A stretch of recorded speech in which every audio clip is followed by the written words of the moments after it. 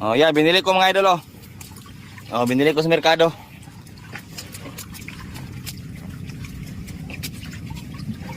Ayan.